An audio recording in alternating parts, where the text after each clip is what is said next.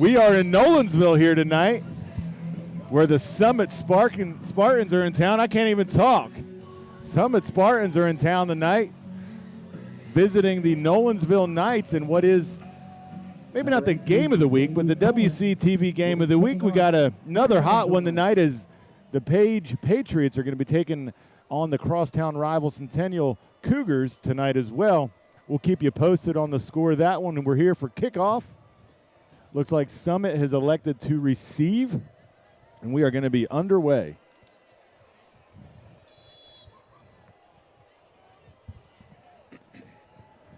It's a brisk night here there, Coach Breece.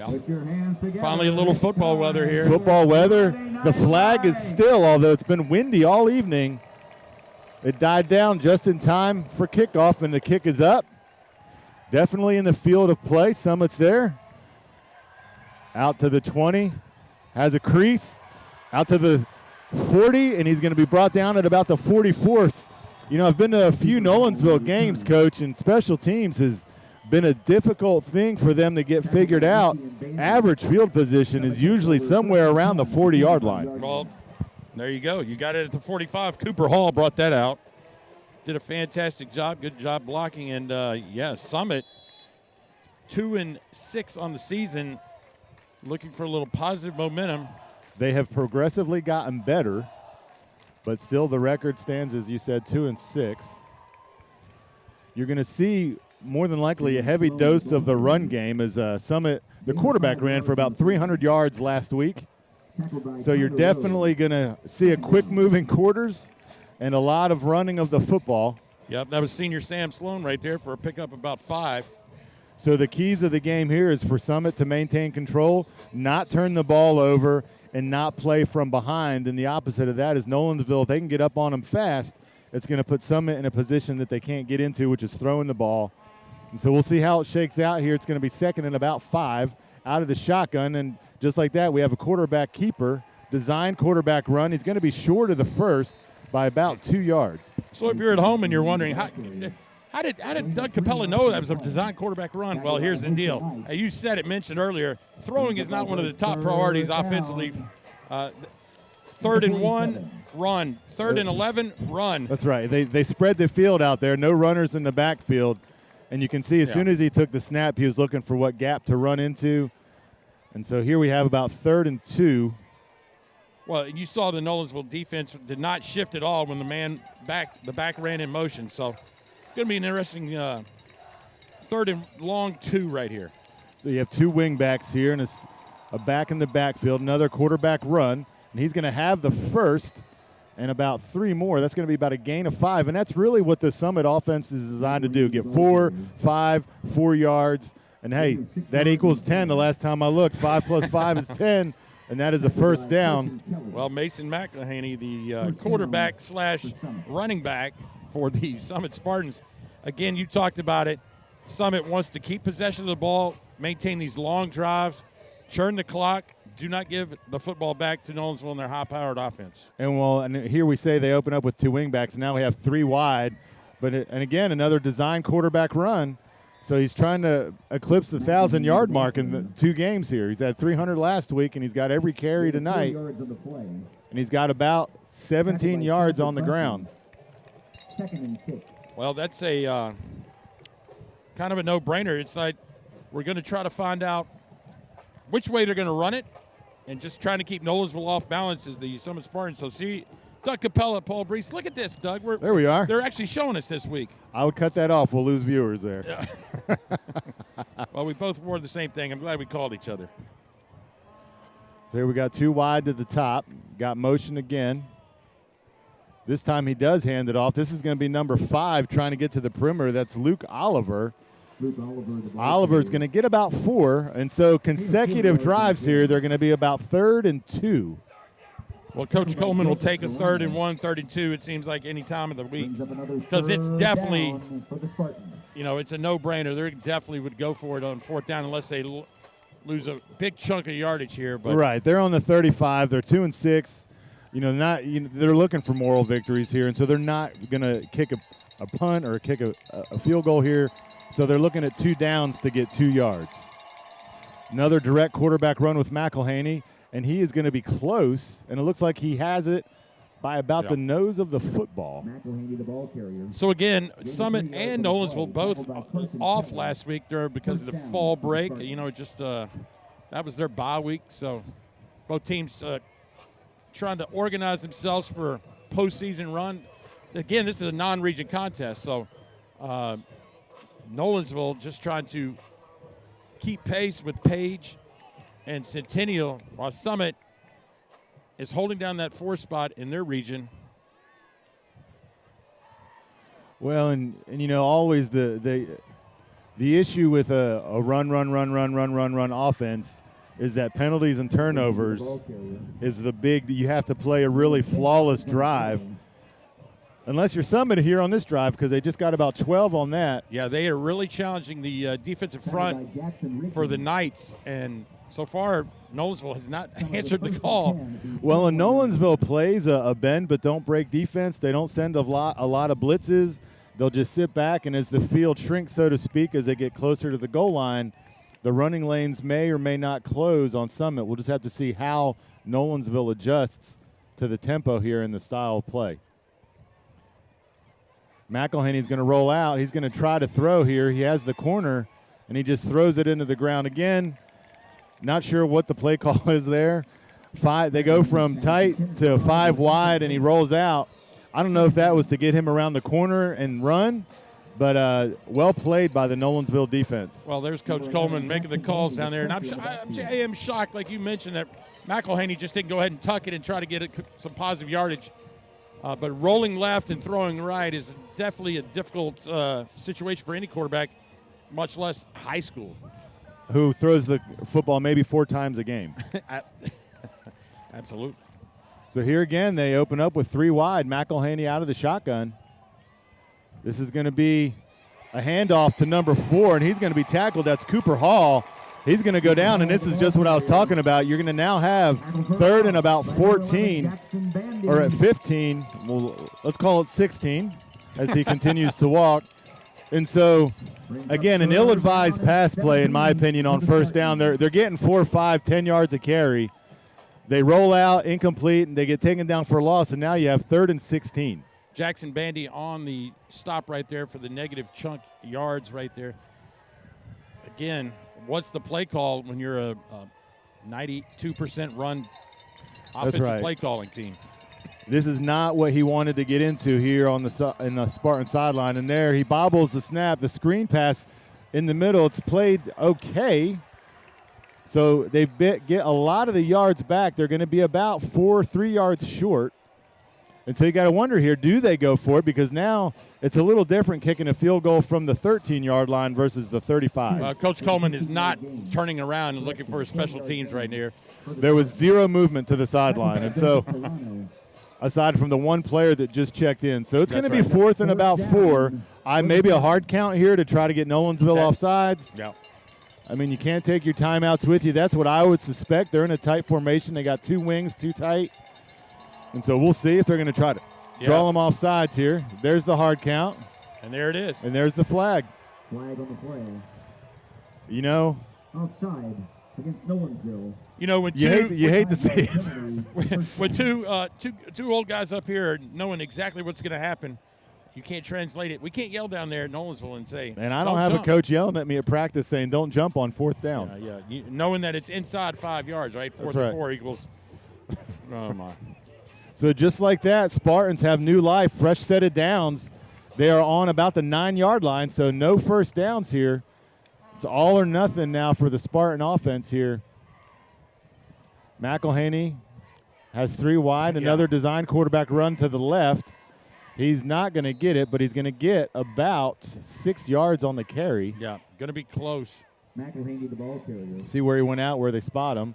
So, yeah, he's going to be on about the 4-yard line. Pushed out of bounds by DJ Mays. So it is going to be a goal to gain, so they're going to have to score. There is no opportunity for a first down. Well, and we've blinked, and there's 5:24 left in the first quarter. And so this is what they're wanting to do. They're wanting to shorten the game, maintain possession, another design quarterback run. He's going to be short of the goal line. at about the 1.5. Ball carrier. So again, 3rd and short. Actually, 2 they're yards on the play. spotting it. Well, they said gain of 2, and he moved about 4 inches. So Andy and Henderson Knights. it's 3rd and 3 from the 3. You know, that was obviously a Third and goal. QB run design, but that time there was no movement from the offensive line. They didn't do any pulling. You know, they just went man-to-man up front, and Nolensville answered the call right Well, there. it's going to be probably a lot of the same right here. I'd probably look for some misdirection, a counter or something right here to create some movement, but we'll see. They're in the 2 wing-back set. It's a handoff to number 1, and he's going to be in. And just like that, touchdown. Wow. The Summit Spartans opening drive hits the end zone to a quiet Nolensville crowd over here Senior night. on senior night. You know, that could be distracting. But I will say this. I think everybody was fooled on that play because Sam Sloan went untouched. He kind of just – Well, he was patient. He found Yeah. I think he initially was going to run over the guard and that whole field, and he just was patient, bumped it outside, waited for the hole to open, and it was there. And like you said, and they're going for 2 here. McElhaney takes the snap, hands it off, and he is going to be met in the backfield. Sloan, the ball carrier. So Summit really is going all or nothing. The kicker may have not came tonight. Well, we're about to find out. See They may who's have- going to kick off. They may have left him in Thompson Station tonight. So Sam Sloan on the touchdown run, the 2-point conversion is no good. And that may be an opportunity. We'll see the touchdown run right here. Take a look at Sloan receiving the ball. He's following 77. He's looking. You're right, it gets clogged up. He takes it back inside and ends up with a good 4-yard touchdown run. So I will say this, Doug. Going back to the 2-point call, that is maybe some. Well, we're going to take a look at it one more time. So he bumps it, and then the hole just naturally opens up. He cuts it back in, and there it is. I mean, just patience. I mean, you can see the 2 linemen kick out there, and that end ended up on the track almost. So let me go back to the 2-point conversion if I can. I think this is an opportunity that Coach Coleman's going to use to get more practice in, because I think once the playoffs start, Summit is in the playoffs at the 4 spot. So maybe they're working on something, just trying to, because this game, as far as region standings, doesn't really matter, but confidence means a lot. Well, yeah, when you're sitting at a record of just 1 loss, you kind of have a target on your back. Well, I'm not sure of the kicker problems, because Cooper Hall just booted that to the back of the end zone. Well, Cooper Hall also double duty there as one of the wingbacks. And so now we'll get to see the seemingly high-powered offense of Nolensville. They've had some struggles seeing both sides of the field, but we'll see. I have been told some insider information that they've been looking at opening it up a little bit more, possibly getting a few other folks involved, and we'll see what happens. Nolensville, there's no secret here. They're going to spread you out, and they're going to attack primarily with Zion Tamaska out of the backfield, who gets the handoff here. Not much hay there. He gets about 1 yard. So Zion Tamaska will be the workhorse for the Knights. Then, of course, you have the big, strong-arm Ty Collins at quarterback. So we're going no huddle here. 4 wide set. Tamaska, the lone tailback. Collins looks, throws, ball is tipped, but it's still caught for about a 2-yard gain. Whether it was tipped or not, I think that the defender was there in place, and I don't know that they would have gotten a whole lot. So 3rd and 5 here for the Knights on their opening drive. This would be a huge defensive stop for the Spartans if they can somehow make a play here. So all of the receivers swap sides.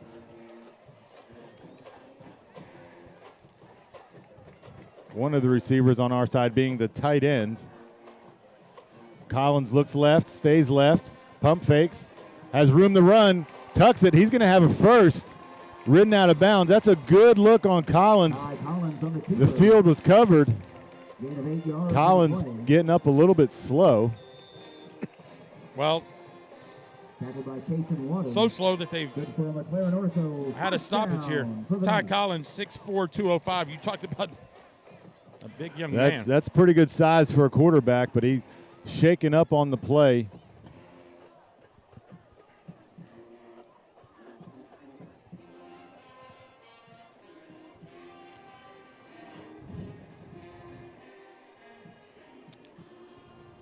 Well, let's get some scores from around the county, right? It's in what I would call the game of the week in Williamson County. Page and Centennial. Page strikes first on a 7-yard touchdown pass from Palmer to Henry Cason. So they lead 7-0 with 5:37 to play. That's basically, I mean, now you're starting to jockey for position. All three of these teams, Nolensville, Centennial, and Page, are in the playoffs. Now it's just a matter of Collins is up, walking off on his own power. So Aaron Sylvester, number 3, will check in for at least one play. 5'11", 165 sophomore.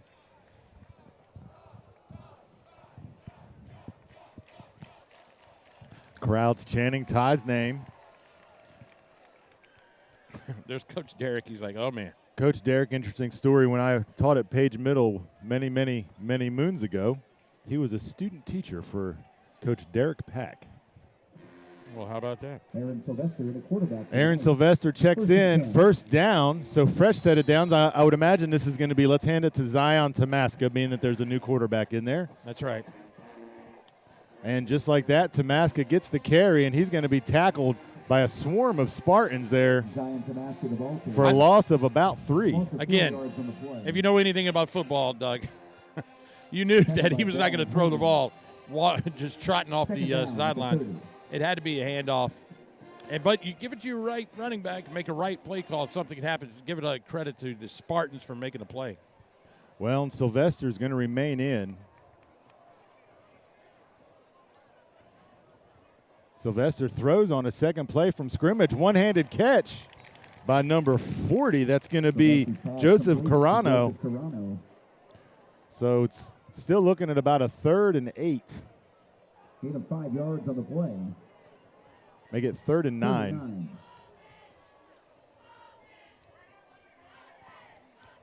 We'll see if the offensive philosophy changes at all here for the Knights. I would dare to say that Nolensville is trying to hit a 12 to 15-yard pass here, right here. I think keeping it short and simple for the quarterback is. I would imagine Sylvester's going to see some pressure here, being that it's his 3rd play in and it's 3rd and long. Yeah. He's likely going to see some pressure, and here it comes straight up the A-gap. Oh, they called the Screen right pass. play. There he is, Caleb Farr on the screen. He's going to have the first down and much more. Coach, I gave you some insider trader information. I knew that they were working on a screenplay there to number 4 all week. And there it was, first down just like that to Caleb Farr, the junior. Tackled by Crutcher. Well, they called it on the correct call by Coach Derek. Well, that couldn't have been any more perfect because you had all of the inside pressure, and there the middle screen was wide open.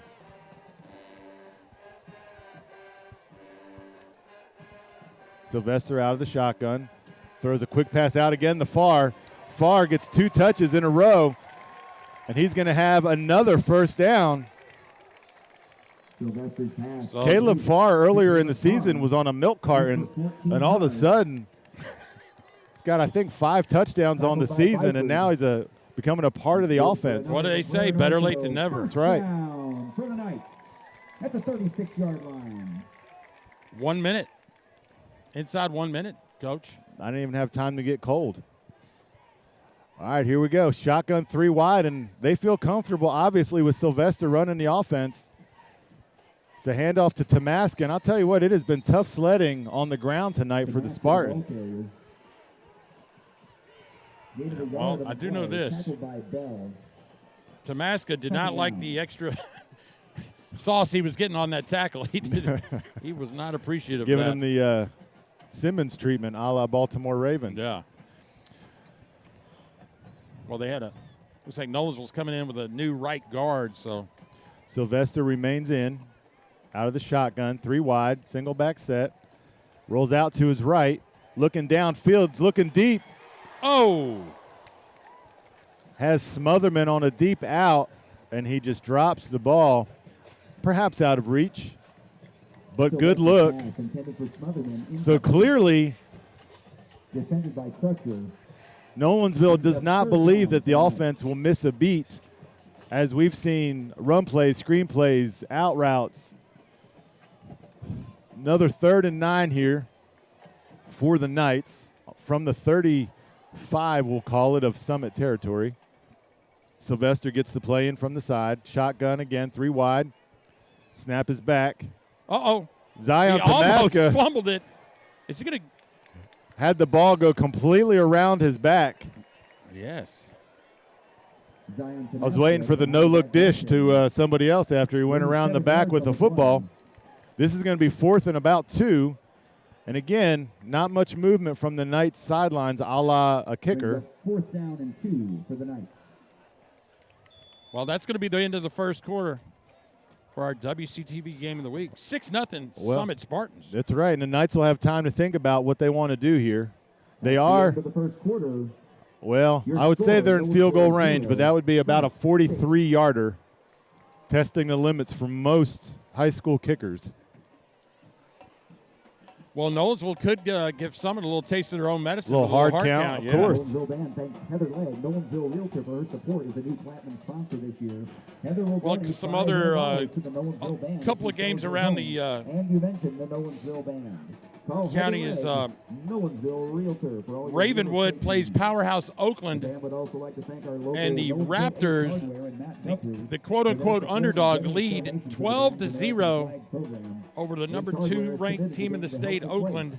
Thank you, Nolensville 12-0. Ace Hardware. Raptors over the Patriots. Ty Collins upgraded to probable. I was down there getting his knee taped. Generally, they're not going to tape anything if you're not going to go back into the ball game. So we'll keep you updated on Ty's status. But Sylvester seems to be running things just fine. The band would also like to We're going to have a 4th and 2 once play resumes. Knights back out onto the field. Serving Middle Tennessee since 1977, earning the experience and expertise to do garage doors right. Not sure why the Spartans huddled 70 yards away from the ball, but Also, thank you to the Bone and Joint Institute of Tennessee and Williamson Health. play will resume here. Sports medicine provider. Megan Klein is your certified athletic trainer. Visit us. Well, it even fooled the drone. It had to come down here on this end. So Nolensville in a somewhat tight formation itself here, a la Summit Spartans. Smotherman in motion. Zion Tamaska, direct snap. Uh-oh. There he goes. That's going to be a touchdown. They will not catch Tamaska. And the Knights answer back just like that on a 4th and 2 conversion. Tamaska, once he got past the first layer there, it was see ya. So Knights even the score 6-6 in the fireworks sky here in Nolensville. An extra point away from taking the lead.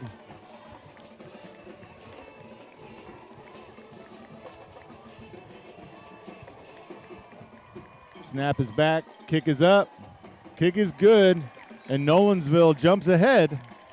First play of the second quarter, 7-6. pretty simple call, little wildcat. Good kick out block. And once that happened, you see the downfield block by number 60 right Carano there, or no, number 60, I'm sorry. I thought that was 40. That's going to be Owen Black with a touchdown block, what we call that up here in the booth. That last block set Tamaska free, and once he turned the corner, all you're going to see is the back of that jersey because he was gone. 28 yards in a cloud of dust. That's right. A little different than Summit's 4 yards in a cloud of dust. And so we'll see if the Spartans can answer back in kind. And remember, one of the keys we said in the beginning was for Summit to not get behind on this Knights offense because it'll force them to get uncomfortable and get out of that formation, that wing formation, and where we saw he rolled right and threw it into the ground because everyone was covered.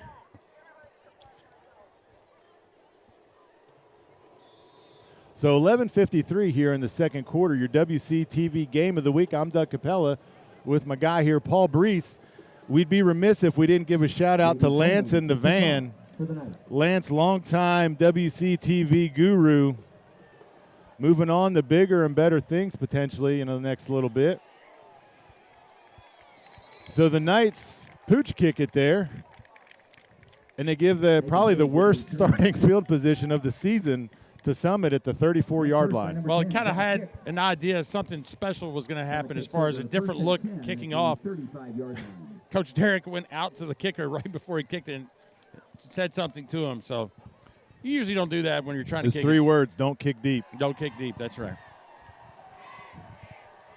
So a little bit more of the same here, although a tight formation, not the wingback set they've been using, but they're just going to line up and say, hey, we're going to exotic smash mouth as best we can. That's right. Sam Sloan says, ready, set, here I come. They were one back away from a smokestack eye from the 1920s. I love me some smokestack eye, man. Tackled by Carson Kelly. Second down. You know, the fullback is it's a dying position. It's a long gone. I'm going to college to play fullback. They don't know what that is anymore. So the one back in the back, this has Quarterback designed run written all over it. Absolutely. Here comes the they got tricky with a reverse counter play, but here we 3rd and 2 is a familiar place for this Summit offense. I actually like that play call. Something different. That's right. Mixing it up. Got to keep them on their toes. And Joseph Carano. So 3rd and 2 here. You got to think if Summit doesn't convert that this is a punt. You don't want to give Nolensville the ball on the 45-yard line. Unless they want to try to hard count them again. Stranger things have happened. They made a whole show about it. Empty backfield. Design quarterback run. They fill the gap, but he's going to dive first. Dive forward. He's got a first down. A lot of extracurriculars going on this evening, and I don't mean band or violin. Which in 10 minutes, we're going to see the world-renowned Nolensville band. That's right. They got a spinning drummer and all kinds of things. Really? I'm excited. It was actually it was a good show. Kind of Tommy Lee, Motley Crue-esque. Okay. They got to strap him in a seatbelt? It's a sight to behold. All right, I'm excited. So here we go. 1st and 10 from the Summit 47-yard line. Got 3 wide, which means nothing in the passing world. Design quarterback run again, and he is met in the gap right there. Yep, and Sam Sloan, the running back on that play, it's kind of a read, right? The quarterback could keep it or hand it off. Sam Sloan walked around the corner and was like, I can't believe he didn't hand it to me. Yeah, Carano door-dashed a big hit right there in the gap and delivered it. Yeah. Probably no tip on that one. 2nd and 11. And this is what Summit cannot do is get in these long situations. Yep. Stay behind the chains. You got to stay ahead of the chains, guys. 3 wide here for Summit. I saw 2 big heavies pulling man. 2 big heavies pulled my way, so I knew the ball was coming this way. And so just like that, he gets about 9. Sam Sloan, a big dude. 205. So 3rd and they're off their game a little bit because they're 3rd and about 3. But that just 1st and 2nd down, they're getting 4 and 5 yards a carry. They're in their tight formation, 2 wing backs. Uh-oh. That looked to be a false start there. Again, 2 things I said. You can't turn the ball over and you can't have penalties if you want to play this style of offense. And so now instead of 3rd and 3, you're going to be 3rd and 8. And I don't know that they've gotten 8 yards all night, Coach, except for the play just before that. Well, I was going to say Sam Sloan just ran for about he ran for about 8. 2nd and 16 was 3rd and about 3. Now it's 3rd and 8. 3rd and 8. They got 2 wide here, which means nothing. Check 3 wide, which so far has meant design quarterback run. And what do we got? We're going to have a timeout. Have a timeout on Summit. Coach did not like what he saw out there, so they're going to think about it. After first day of practice, Mom, I'm the starting wide receiver for Summit. Well, you better be a good blocker. That's right. You better block well.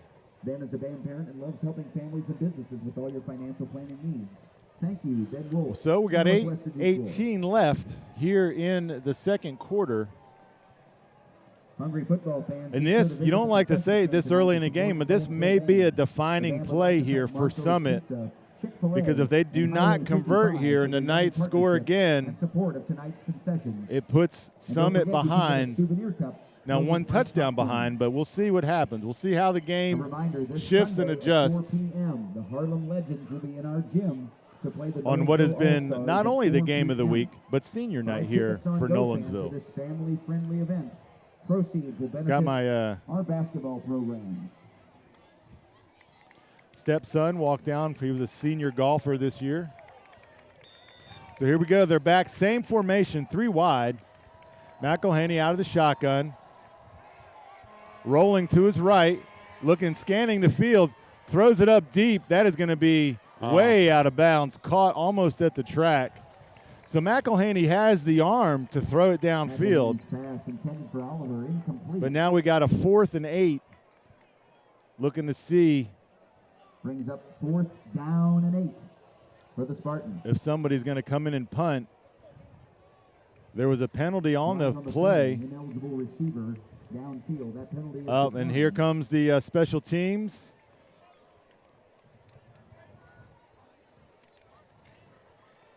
Fourth and about 8. Punter comes on. On to punt for the Spartans. Colson Reese, the senior. Landon Smotherman deep to receive. For the Landon Smotherman has his ankles on the 10-yard line. We'll see if Smotherman can make something happen. Snap is up. Punt is high. Smotherman's going to catch it at about the 17. There's a flag on the play already, which was interesting. I saw the flag thrown and there wasn't even contact yet, so this has got to be some kind of tackled by Jackson. procedural call. Flag on the play. Looking to see what the call is. Against the Knights. So that holding call came from the corner of the end zone. Nolensville will take over 1st and 10. Usually that's what happens when you're trying to block the gunner down the sideline. That's Well, and the guy that could catch it did catch it. And so Nolensville would like to thank Platinum sponsor Red Eye Security. So the ball was caught on the Experts. Help climate. 10, Stop worrying today. ran to about the 20, and the Knights will take over on the 9. 1st and 10 to go, 7:58 here in the second quarter. quarterback. Aaron Sylvester still in at quarterback. Scrolling, looking, throws it out to the outlet, Tamaska, who's going to get about 2 yards. Pass complete to Tamaska. So some smart quarterback play here by the sophomore, Aaron 2 yards on the Sylvester. play. Plenty of time to throw the ball, nobody open, and he just dumps it to his check down, Zion Tamaska. Impressive about that play, coach, is Sylvester went through about 4 reads before he threw it to his check down.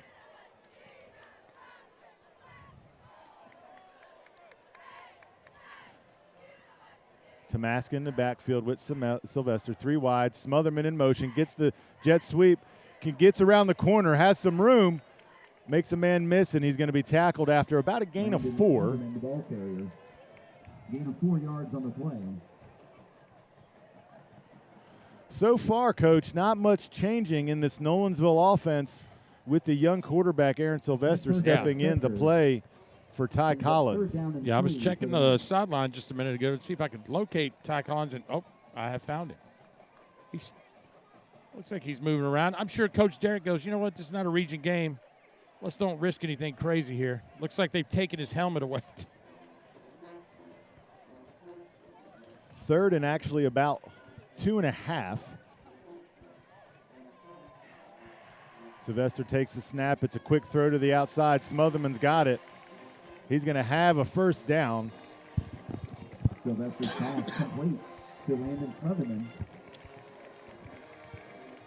Well, the chains move, and Gain of so the 10 Knights' yards on the play. Good for 1st down McCray is Ortho. Smotherman, the 1st junior, down reels for the that Knights. pass in.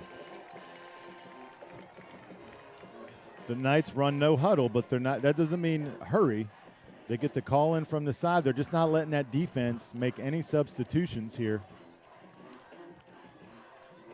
Well, I think Coach Derrick is going to be a little more cautious to go up-tempo, making sure that with a sophomore quarterback back there, everything is A-OK before we get the snap off. That's right, and he has plenty of time in the quarter.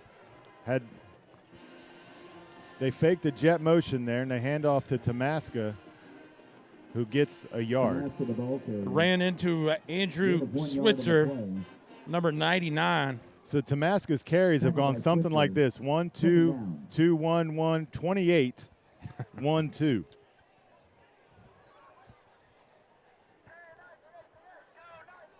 That's Derrick Henry-esque, if you're That's a right. Titans fan, if you're trying to correlate anything.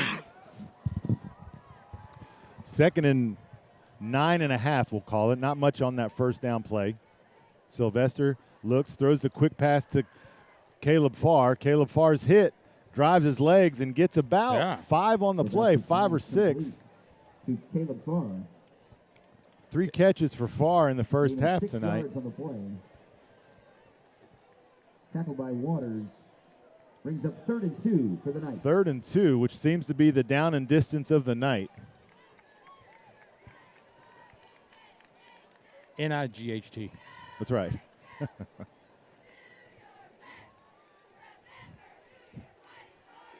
Bender on the far side sees something he likes as he waves to himself as he goes out deep on the far side of the field, but the handoff goes to Tamaska. It's going to be really close, but it looks like he's short. Tamaska, the ball carrier. Do we get a hard count here, or do we get a punt? No, definitely no chance the punting team comes in. 4th and 1 for the This would be the riskier play of the night as they're on their own 35. Uh-oh, yep, here comes the hard count. Well, they get him with the hard count. And he's saying, do we run the same thing? That's what usually spinning your hands around means. So they do snap it, and Tamaska will have the first. He's a shoelace away from breaking one for about 66. Well, 2 things almost happened there. He almost got stuffed in the backfield, and he almost broke a 65-yard touchdown. Tackled by Pierce. So Summit sold out there to stop the run, which can bring up a big play. But in any regard, Tamaska gets about 5 on the play. 1st and 10 on the 40. Farr checks back in. Back to 3 wide, single back set. Sylvester still in the game. Doesn't look like he's going anywhere. Smotherman in motion. Fakes the jet motion to Smotherman. Tamaska still just having a hard time tonight. Gets another yard on the play. Summit's done a great job, for the most part, to bottle up Nolensville's run game. Well, now that you have the starting quarterback kind of out of the game, you really kind of can sell out on the run and kind of play man-to-man on the outside. 2nd and 9. Smotherman in motion. Fakes the handoff. Uh-oh, we got a shot here. It's going deep to Farr. Downfield, has the ball. Caught at the 30. Where did Caleb Farr come from? Milk carton. Milk carton to MVP of this game up to the first half. That's his 4th catch of the night. Caleb Farr, big time downfield. Give credit where credit is due. 1 to Caleb Farr. But secondly to the offensive line for giving Sylvester time to throw when a young quarterback's in the game. Sometimes you get a little happy feet. When we say milk carton, Farr actually has, I think, 5 touchdowns on the season, but it's off of 6 catches. Well, he's Mr. Friday night. Knights families, we encourage you to join the PTSO and invest in your night. You can So join timeout right here now is at NHS, the Knights. PTSO.com. Hold on, kind of double check, make sure everything is up to snuff here as we're going to check the. Provided by local realtor and football mom Sarah Gooch. Roster lanyards are available at the booth near the gate, or you can access a digital version online at the SarahGoochTeam.com. See if we can find some updated scores from around the county. Or scan the QR code available at the booth.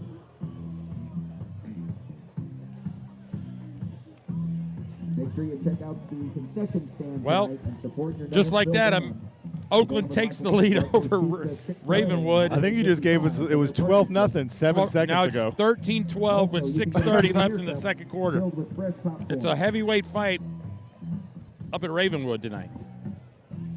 Thank you to watch 2:51 here to go. 7-0 Brentwood at the end of the first quarter over Independence. So here we go, 2:51. Ball on the 30-yard line, 1st and 10. Sylvester looks. Uh-oh. It's going deep up top for Smotherman through both his and the defender's hands. That was what we call a 50-50 ball right there. And Kason Waters, 23, he really was batting it down, it seemed like. He didn't really try to attempt to make an interception. I feel like he maybe could have got his hands on it. Well, and I think he was thinking the defender was going to tip it because he was in position to make the catch. It just went right through his hands. In any respect, it would have been a big play, whoever came up with it. But well defended. Falls to the ground. Sylvester, 3 wide.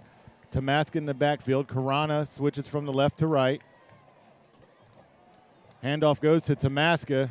Gain of 1. I think he what's funny is they actually had a hole, but I think he was expecting to get hit because he went through kind of gingerly and got a yard out of it when he probably could have got 4 or 5.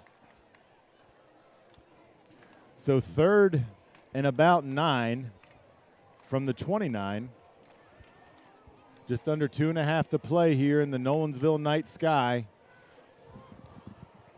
Your WCTV game of the week.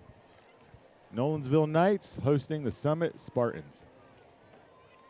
Sylvester has 3 wide with a tight on his right. Tamaska comes in motion, gets the handoff, cuts it back. He's going to be corralled at about the 23-yard line.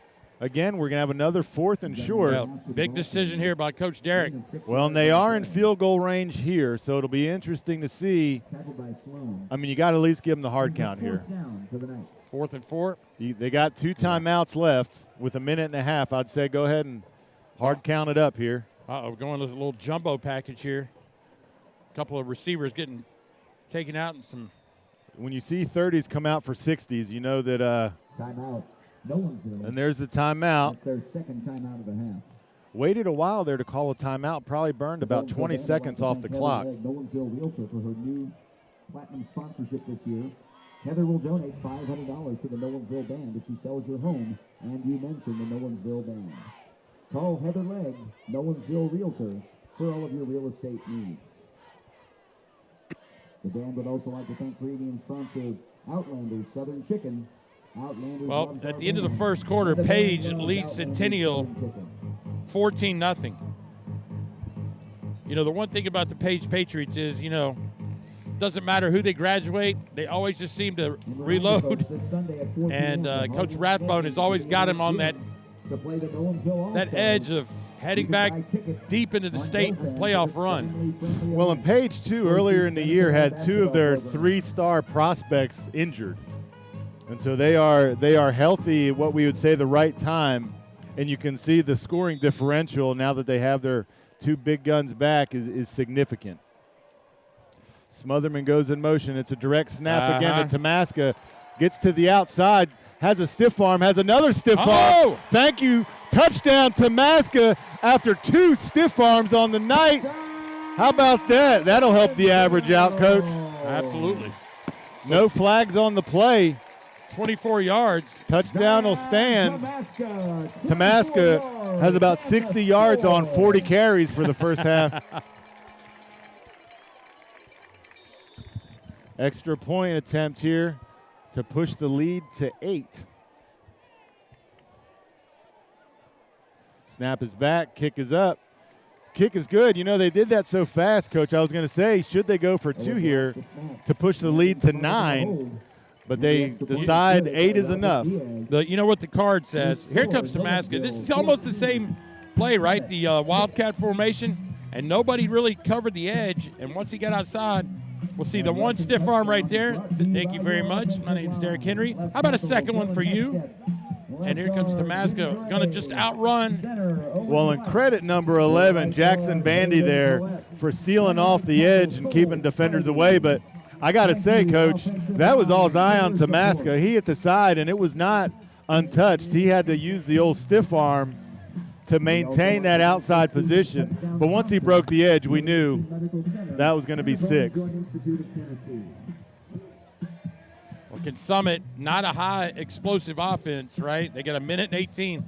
They need a big return if this kick stays out of the end zone. They got 3 guys deep, to be honest with you. Well, you got to go back to the penalty on the drive when they had 3rd and 3 and it pushed it to 3rd and 8.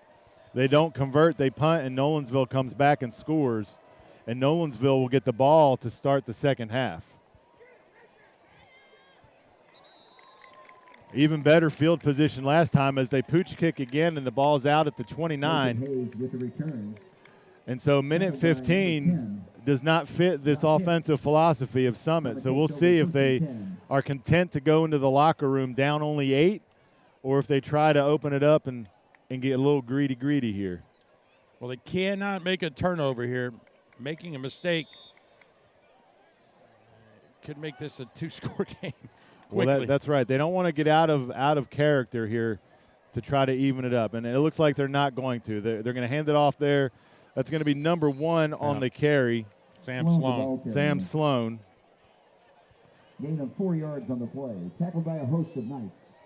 2nd down. Well, I think Coach Coleman is pretty much going to try to run this out, head to the locker room, only down 1 score. Right. Well, and when you play this style of offense, Coach, down 1 score is not alarming. That means you're still in the game. When it's 2 or 3, then you get uncomfortable. So I'm sure facing this offense, he would definitely take. And a sack. Carano there, the tight end on offense, moonlights also as a defensive end linebacker, and he gets the sack there. Would have been interesting to see if Coach Derrick would have called a timeout right there with 1 left. Maybe if they get a stop, well, they can actually just milk it for the rest of the. That's right. They got 20 on the game clock, 25 on the play clock. They're already walking to the sideline. I think that this is going well. What's going on? Whoops. You never know. So here we go. 8-7 on the game clock. We'll see if they take a shot deep here. They do snap it. He's looking actually deep. Hits a man over the middle. That was probably the best possible outcome there as the ball gets caught but tackled at the 50. It is halftime here at your WCTV game of the week. The host Knights up 14-6 over the visiting Spartans. I'm Doug Capella, Paul Breece, my co-host here. We'll be back in 20, folks. Here we are. We're back. Second half action. Summit kicks it deep into the night. It's going to be in play. Tamaska takes it at the 5 to the 20, and he'll be down at about the 25, marking it at the 26-yard line. Well, if we got a recap right here, if you're just joining us, Summit received the opening kickoff, went straight down the field, basically, scored a touchdown, missed the 2-point conversion, which they did attempt on their own accord. And then Nolensville answered back 2 touchdowns without their starting quarterback, Ty Collins. That's right. He went down earlier in the first half.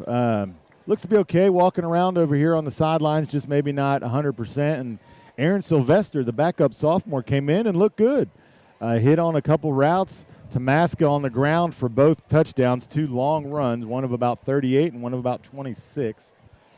Got a Summit player down currently, and there's a flag on the play. It was a holding call on the Knights. So that's going to back them up to about the 15-yard line, it looks like. And so what we said in the first half, Coach, turnovers and penalties would be the undoing. And Summit, the first drive was textbook, right? 4 or 5 yards at a time, methodical. They scored and left about 5 minutes left in the first quarter. That was textbook as far as what they want to accomplish. But then the Knights score on their opening drive, and then a penalty on Summit in their second drive puts them in a 3rd and long. They don't convert. Nolensville scores, and that brings us to where we're at right now at 14-6. The Knights offense takes the field again, looking to see who is at quarterback, and it does look like Sylvester, number 3, is in at quarterback, so he will continue his play, and he's done well so far, the young sophomore. Got an official time here. Well, what may have been the fastest WCTV first half we've had. The official's telling the receiver he's got to come off the field. Oh, wow. Apparently he was improperly dressed in uniform. Something he didn't like, whether it be wristbands or something. Sylvester has 5 wide. Takes the snap, looks quick out to Maska, who catches the pass in the flat. Flag on the play. It's going to be probably another hold here. Tackled by Hall. Flag on the play. It is. It's going to be a hold against the Knights, so that's going to back them up even further depending on where the hold took place. So that play, they're just now trying to get Tamaska in space here. You saw, if we remember, Paul, the first half he was getting 1 or 2 yards a carry. He had a couple big runs, but for the most part, they've bottled the run up pretty well. And so there they rolled Tamaska out into the flat there, and they get him in space. And they got some pretty decent yardage, but all for naught as it was a hold, and they're going to be right back to where they were, 1st and 10 on about the 16-yard line. Same play. Same play, only this time to Caleb Farr. Caleb Farr is going to get about, he's not going to go far on that one. He's going to get about 5. Caleb Farr, gain of 4 yards on the play. Tackled by Pierce. 2nd down. So Nolensville kind of opening up here with 2 straight passes. Kind of an interesting thing, but trying to get Sylvester, I guess, gain some confidence. Well, and they're thrown to the near side of the field here. The left side or the far side of the field is wide open, and they're not attacking it. Uh-oh. Again, he's looking. He's going deep, way overthrown, and that's going to be intercepted. Number 31 on the play for the Spartans. That's going to be Michael Crutcher, sophomore, picks off, and that's just a bad throw there. Evident of a young player coming in, looking for something. Nothing was open. He just throws it up deep into double coverage, and it gets picked by Summit. Well, if you've been watching, they ran the same play twice in a row to set that play up. They faked it out to the quick screen that time and tried to go up top. Summit did a nice job. Crutcher, Johnny on the spot just right there. And you talked about an unfortunate pass as the workhorse right here. That's Sam Sloan going to take the carry. Sloan gets about 3 yards on the play, which in this offense – he'll take, because 3 plus 3 plus 3 plus 3 is 12. I think that was 4 threes in there. And that's a first down every time. And so Summit has been able to operate at 3rd and short for most of the night. They had the one exception where it was 3rd and long and they did not convert. And so here again, it's going to be 3rd and about 2 or 3.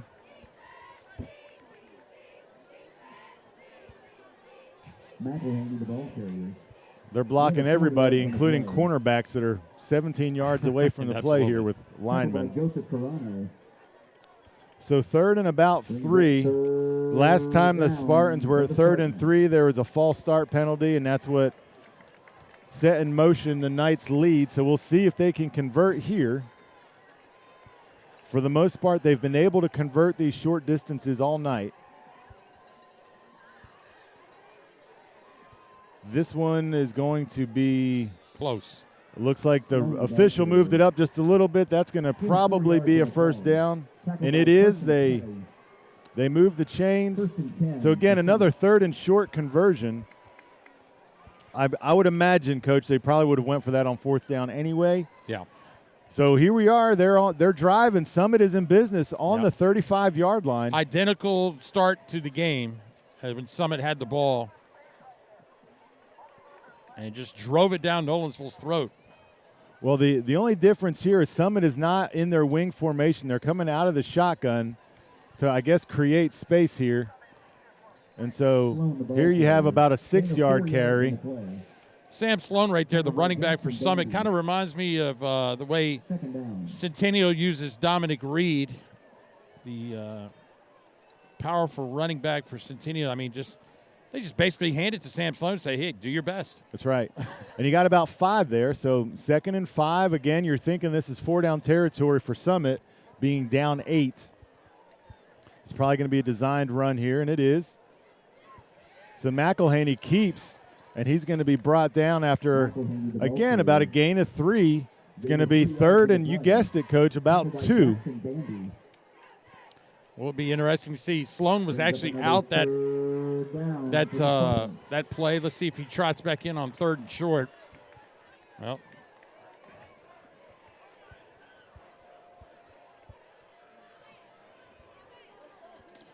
Well, I'm going to say there's probably two things. It's either going to be design quarterback run or some kind of counter trap play. Well, scratch that because they just sent their other back in motion.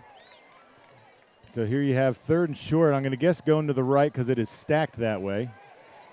Quick pass, and it is batted by number 50 there for Nolensville. That's going to be Brennan Rexroad. Bats the ball. Coach, that had a first down written all over it. So Summit uncharacteristically throws for it on 3rd down. Coach, I can't say I like the play call there because they took their only back and motioned them out. So then you're either selling out on the run, and if the run don't move, you can't really freeze the linebackers there. And so Rexroad was there to make a play. Well, Sloan back in the game at running back. Very tight formation on the offensive line.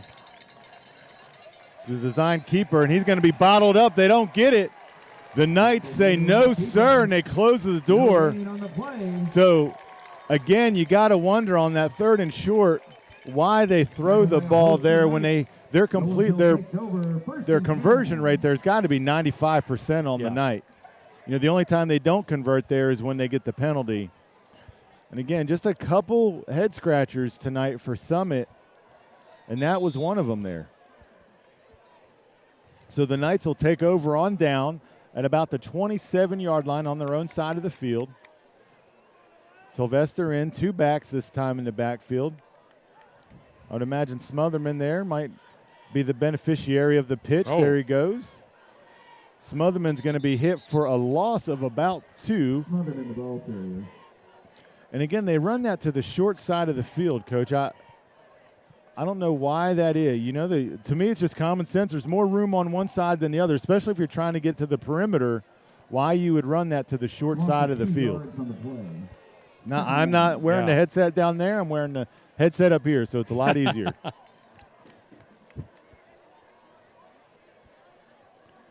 Well, they may have heard you because they swapped the receivers. That's right. I don't know that Coach is listening to me up here. I wouldn't if I were him. Sylvester sends Tamaska in motion, and there we go. Wide side. Runs to the wide side of the field. Tamaska collar tackle there. Oh! Not sure how you don't throw a flag there. There was definitely no flag. That's why you run to your side of the field, because they were not going to call it on Summit side. Well, and that was clearly he had him by, at least from where I'm standing, they had him by the back there of the collar of the uniform, which is a no-no. But no flag there anyway. 3rd and 11, which for Nolensville is in convertible range. They don't have to get too far outside of the first couple pages of the playbook here. Sylvester takes the snap. He's looking downfield, throws it to Carano. Pass broken up by number 4 there for the Summit Spartans. That's going to be Cooper Hall. Yeah, that was almost picked off. And that's a young quarterback right there. Well, and Hall read the play pretty well. He followed Carano, not right on his shoulder, but followed him close enough, and he was there to break it up. And so far, halfway through the quarter, Coach, much ado about nothing here. We had an early interception, a stalled drive, and now another stalled drive here by Nolensville as they're going to punt. Snaps back, punts up, end over end. If you get a good bounce, he can pick it up. He picks it up. Maybe not the smartest choice, but he does get about 2 or 3 yards out of it. And Summit is going to benefit from pretty decent field position here, starting at their own 48-yard line. Summit takes over 1st and 10. Well, if you're interested in knowing how Ravenwood started against Oakland tonight, it was 12-0 Ravenwood. Oakland has answered back with 28 straight unanswered. As Oakland does. At 28-12. That was at halftime. They're about to start the 3rd quarter. Summit here, 2 wide, single back set. There's the handoff to big number 1. Falls forward for about 3. The ball carrier. Gain of 3 yards on the play. So Sloan's been the guy tonight for short, well, really for any yardage situations. They're going to run them on 1st, 2nd, sometimes 3rd down. Pretty relatively small gain on 1st down, 2nd and about 8. Sloan stays out. And by out, he's actually out wide this time. 3 wide set. McElhaney has motion, hands it off to the motion back, looking for room on the outside. He's going to get 1 or 2 yards. There's going to be a hold here on the perimeter. Flag comes in. Easy call. That's going to back him up, and that's not going to be favorable to the Summit offense. No, you're exactly right. For what could have been a second or third. Third down. And short is now going to be second and 13. A little out of the playbook here for Summit. Flag on the play. So we're going to have second and about 17, it looks like, for Summit. And I think what they do on second down is going to determine what their plan is for this drive. And so if they can get – well, it's hard to say what you think they're going to do here. I'd love to see them keep it on the ground, see if they get a big chunk here. That's right. My guess is they're going to have to get somewhere close to 7 or 8 yards on this first down to have any realistic chance of a first. So they go 4 wide here, which tells me it's probably designed run by McElhaney. No, he goes back, scans the field, has somebody in his face, throws it across his body to a wide open check down. Oh, he's going to look for a block. So, well, they didn't have to go too far into the playbook there. So McElhaney rolls away, draws the defense away from 13, who's just sitting there. So somebody did not stay home. Yeah, it was a design screen. Unfortunately, we got bottled up. He got to come away from that. Very fortunate to find McElhaney. I don't know how you don't have an illegal man downfield on that play. Well, that is exactly what the Nolensville, because I guess they were thinking if the ball is thrown behind the line of scrimmage, it's okay. I think he caught it maybe fairly close to the line of scrimmage. So they go back to the bread and butter here, hand off to number 1, who's rumbling and bumbling, and he's going to have a first down. Sloan. So Sloan up in the average there, gets about 11 on the carry. And, Coach. Nothing special right there. Probably the play of the game right there, the play prior to that for Nolensville, that screen. And, again, I don't know how you don't have an illegal man downfield, but we're getting older up here, and our vision's not as good. Well, 1st and 10 on the 15 for Summit, who is in business here, trying to make this a ball game, only down by 8 points. There's the motion. Designed run to McElhaney. McElhaney's going to get close to 6 on the play. Gain of 5 yards on the play. And so, again, it's what I mentioned before. When you get down to the goal line here, the field gets smaller because you don't have to sit back and play deep. You can put your heels a little bit closer, and it closes the run lanes down. So we'll see if this bend but don't break defense here for the Knights bends or breaks.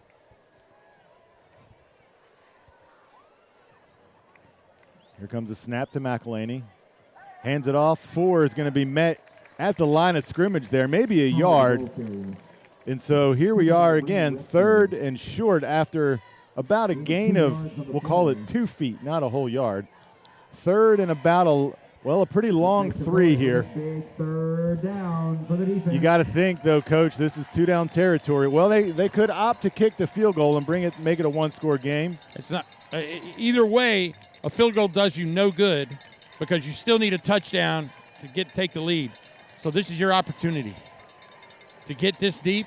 You got to go for it if you go into 2. Crowd's getting a little loud. Stacked to the right side of the line of scrimmage. We'll see if that's where they go. They do. Designed run by McElhaney, and he is going to have a first down there. Yep. So now we're talking 1st and goal from the 5. Gain of 5 yards on the play.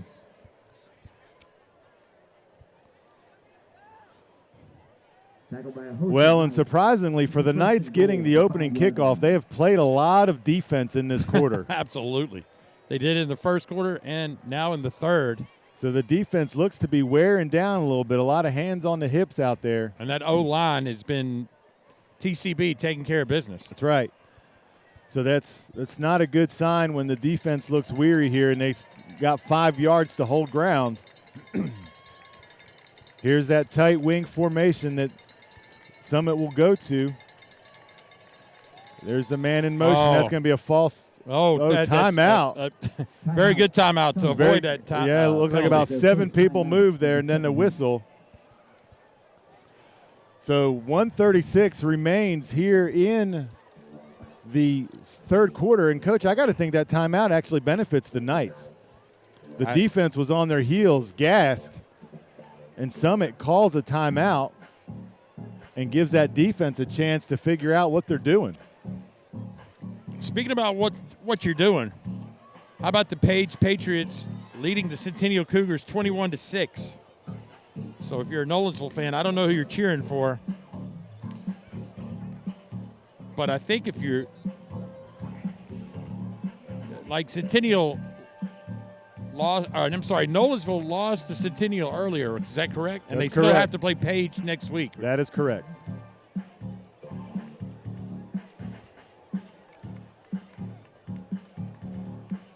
You got to wonder when Page will move up in classification with an enrollment of about 17,000 students. Yeah. You're exactly right. Well, they got one more year. The handoff, he's met in the backfield. Huge loss. 32 on the tackle. That's going to be Trey McTorrey. Huge loss there for the Summit Spartans. Coach, that's what the doctor ordered right there for this Knights defense. Absolutely. Put the Summit Spartans offense in an uncomfortable play calling situation. Now they got 10 if they need to tie this game up. Well, and again, going back to that timeout, they had them on their heels. First and goal from the 5. Now it's second and goal from the 11. And this Knights defense looks refreshed. There's the handoff to number 1, Sloan, and he's going to be tackled after a game. Ball's on the ground. Ball's loose. Oh, they're going to call him down already. That was a quick whistle. Oh, and a late flag. And that's going to be huge if it's on the Knights. If that's any of the personal foul variety or unsportsmanlike, that's going to be a first down. I'll check. We'll check together with the white hat. And I think with the body language, Nolensville definitely. I think number 2 may have had some coarse words for the official. And there's the unsportsmanlike on Nolensville. Personal foul against the Knights. Not a clarification of what the call was, but That'll be half the distance to personal the goal. foul. So ball is on the 10. Correction, ball is on the 5, and it is not an automatic first down. Well, it's going to be half the distance. So third and goal from the 5, which is where they originally started.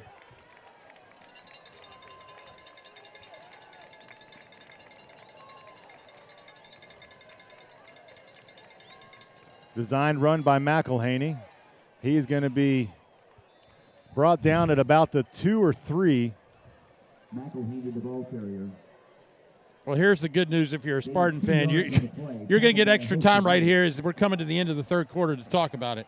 Makes it 4th and goal from the 3. So 4th and goal from the 3, and they're all going to have to take the walk to the other side of the field. 97 yards. The 97-yard walk. Or?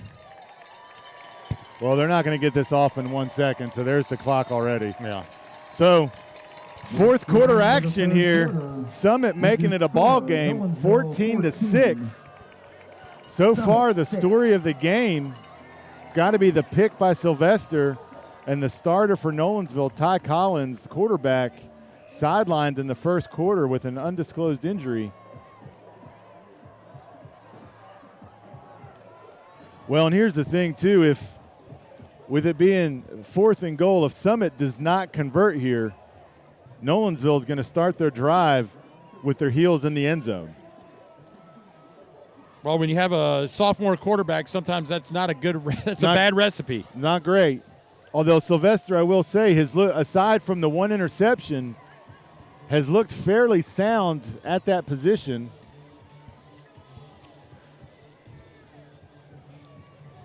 So far, the story of the game, a few mental mistakes, an interception by Nolensville, a false start on Summit that backed them up. And then you just had the unsportsmanlike that turned a 2nd and 11 into what's now a 4th and about 2 or 3. Hey fans, I don't know if any of them are at the game tonight, but a special shout out to our Nolensville volleyball team who marched through the postseason with 8 consecutive wins and played in the championship match this evening. Well, and again, the change in quarter and the timeout gives that Nolensville defense a much-needed reprieve.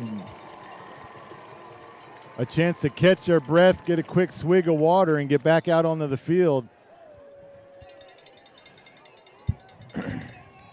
Summit having a hard time trying to locate the ball. I'm not sure why Summit decides to huddle up 47 yards away from the football there. I'd be out of breath just getting down into my formation here. Huge play, right, Doug? That is correct. 4th and 3. It's going to be a handoff there to Sloan. He's going to not get it. Tackled at the 2-yard line.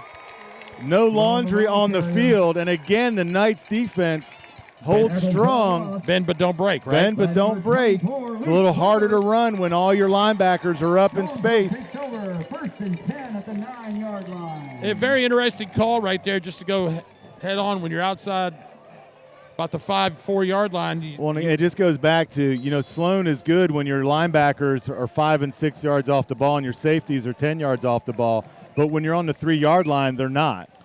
And so I was about to say, just interesting. There's no misdirection right there to kind of right. Get some people out of their area and their element. Well, and so here you have Sylvester takes the snap in the end zone, hands it off. Tamaska met immediately, which has been kind of the theme all night. He's not had a lot of space, and the yard marker guy barely has to slide at all, really. He's got about a half a yard on the play. But really, that's what you kind of got to do in this space, right? Your quarterback has his feet 3 yards in the end zone when he takes the snap. So you got to kind of try to get out of that area. Tamaska in the backfield again. Takes a snap. Repeat to Tamaska, he's got room. Tamaska can take the ball 97 yards, but there he opts to take it for 13. 12 yards on the play. Well, it's better than -3.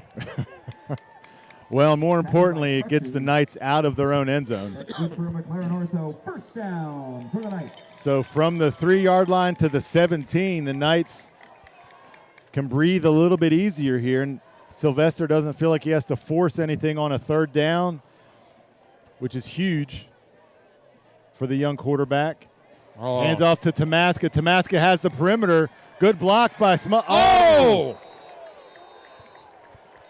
Big hit out of bounds. They're going to call a hold on. There's another penalty flag. And, Coach, I got to say right now, the hold they're going to call on Landon Smotherman is complete and atrocious garbage. As we were watching the play unfold here, he sealed off the man, and the ref threw the flag, and I was like, oh, man, that's not a great call right there. Coach Derek out on the field saying, can I hand you some glasses, sir?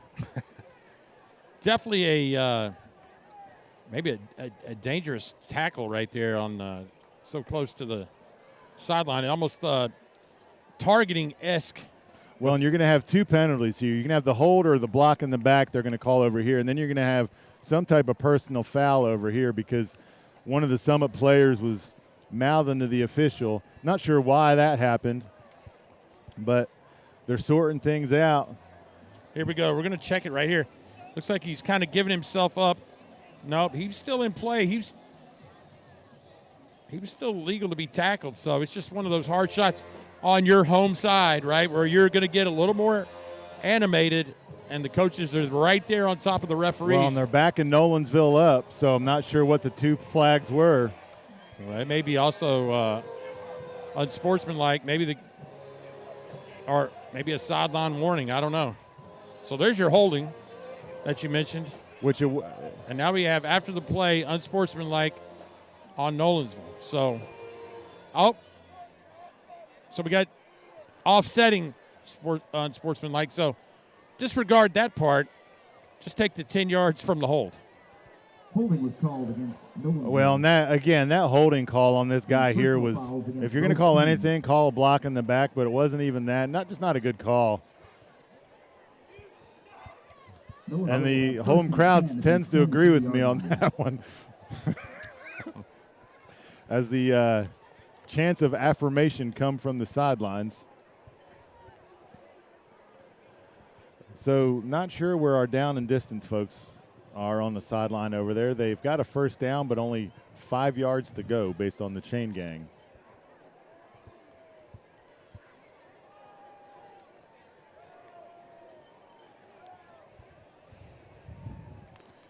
So here we go. I'm sure. Anytime you have a penalty like this, you got to sort out what's the clock, what's the down and distance. Well, and they got to. It's only right that they go tell Coach Coleman what happened. Well, but what they're allowing the Spartans to do is substitute right now, as they've walked players on and off the field while they sort this out. The question is, Tamaska, right? He was the. Was he the? Tamaska was the ball carrier. Yeah. Is he still in the game? I don't see him. I do not. I see Smotherman. I see number 2 has checked in on offense. That's going to be R.J. Mays. So I think Tamaska is on the sideline. So we had a good flow here of the football game, and now it's kind of.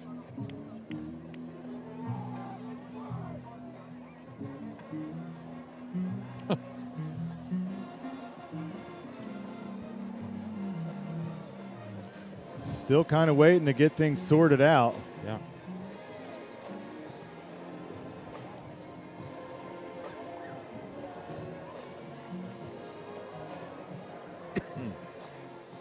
Big weekend of college football, right?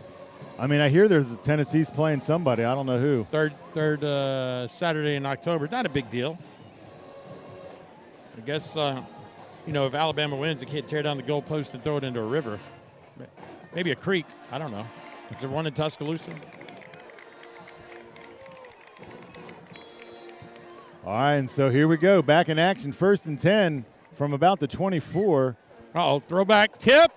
Oh, the ball is tipped, but it's just an incomplete pass. Sylvester's pass incomplete. That was dangerous as it Very got tapped dangerous. into the air, and there was a Summit defender there. That would have Yeah. been huge for the Summit defense. It's a good play call, in my opinion. Just, again, it was going to be an easy throw. They caught him off guard on some screens already once, and that was going to be another one. So That's right. Their DN got his big mid up and was able to get the hand on the ball there, and, again, putting it in the air. I mean, Summit is by no way out of this game. Absolutely 8 not. points to 1 score down. Tamaska goes in motion. The throw is to There's an Tamaska on the inside. Oh, my. And he ran right to the only defender on the field. Only defender. You're exactly right, Doug. Complete to Tamaska. Gain of 2 yards on the play. So 3rd and about 9. So the screen game for Nolensville is, 3rd down. I applaud them trying to keep Summit. But when you have your receiver run right to the defender. Yeah, Paul, I do not exaggerate. There was one defender, Yeah. and he ran right at him. So here we go. 4 wide on the drive. Single back set with Tamaska. Bender comes in motion. Plenty of time. Rolling, scans the field and smartly throws it away. Good play, good smart play by the sophomore quarterback there. Didn't see anything he liked. And, hey, let's punt the ball and not turn the ball over here. So good smart play by the young man. Summit's punt last time was not what I would call a boomer. It was a line drive end over end. And so Summit's going to play this one up, but I will say that the Summit punter generally can get it up and out of there. And so here's a high wobbler. It's going to take a friendly Nolensville bounce. And the ball will be down at about the 43. Summit special teams coach has got to be pulling his hair out because that ball bounced right in front of the Summit receiver who was encased by about 6 Knights. I think they were all hoping that it would brush his jersey or his leg. Back in the day, Saturday at 4 p.m. when you used to call for a fair catch, you couldn't be within like a halo, right? They call it the halo. Now they can be right next to you. They just can't touch you. You could put a piece of paper in between you. Summit's going to open it up here with 3 wide, which means nothing in the world of Summit offensive passing. And just like that, they hand it off to Sloan. Sloan's going to get tackled and fall forward. Again, you made your point. Nolensville D couldn't, go 10 in the box right there. So Sloan got 5 yards, and you've told us about math all night, 5 plus 5, first down. And, Coach, I'm not great at math, but I will tell you that 3 plays of 3.334 yards will be greater than 10. The cool temperatures bring out some different critters. I've had some flying. Coach, there was a bug up here that was bigger than my first car. We got some flying beetles, bats. I don't know what's going on. They're taking some dives at us. Interesting nightlife up here. Yeah. Looks like we got some cramping going on right now. Player on the field for Summit. Getting stretched out. Well, this is probably not the game that Nolensville expected it would be. Although, Coach, I got to be honest, I called a Summit game earlier in the year, and it was Centennial, and they got beat 42-0. But Summit has gotten progressively better as the year has gone on. So, as I arrived early, my wife looked at me and she said, "Is this going to be a good game?" And I said, "It'll be better than most people think." And it's exactly how this night has played out. I figured Nolensville might be a 2-touchdown better, 2 or 3 touchdown as the night would go on, but a few calls gone the other way, and here we are, 9:15 left in this fourth quarter, and it is 14-6. Knights hold on, and there's been no scoring here in the second half. No, not at all. More penalties than points. So that's Sloan that was down on the field, and he's up, walking off on his own power, but definitely cramping, as you can see. And so Knights come back out onto the field. It's 2nd and 5 on the Summit 48. You got to think that it's going to be run, followed by run here, barring any turnovers or penalties.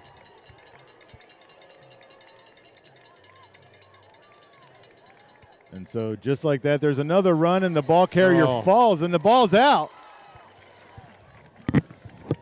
The ball carrier. Again, that was called dead. Tend to agree with that one. The ball looked like it was coming out, but he was down. Loss of 2 yards on the play. So 3rd and 8. And, Coach, the last time they were in 3rd and long, what are we going to do? They come back with the screen and get about 25 yards. Yeah. We'll see. And, again, with Sloan out, the main focal point of the running game, who do they turn to? McElhaney, the quarterback, would be the second option. We'll see if he gets a opportunity to throw it down the field. 3rd and about 7. McElhaney's going to roll out. He's looking downfield, well covered, and the ball just goes out of bounds. Yeah. When you cut the field in half by rolling one direction, it makes it tough for any quarterback to make a pass, even at the high school level. So 4th and 7, 8-19. I mean, if you're Coach Coleman, you're trying to win this game. You do kind of play the field position, right? Unless we have a penalty on the field. Well, I don't see any flags, but they are discussing there in the middle.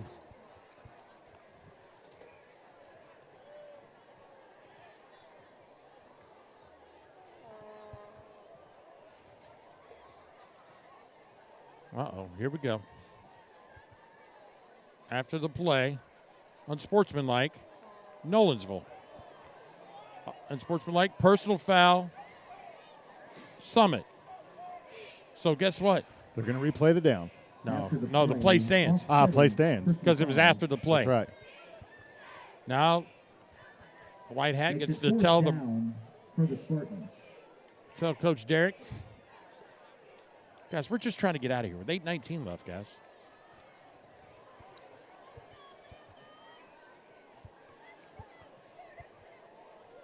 Breece on the punt for the Spartans. Smotherman deep to receive for the Knights. All right, so punter is out. No, we're not going anywhere. The head official is still talking to coach down here at the bottom of the screen. Well, and I didn't see anything after the play, Coach, so I'm not sure what exactly happened, but I'm guessing there's a lot of talking on the field that's going on. Yeah. You know, if you're Nolensville and you're 7-1, they should be okay. They don't need to be chirping.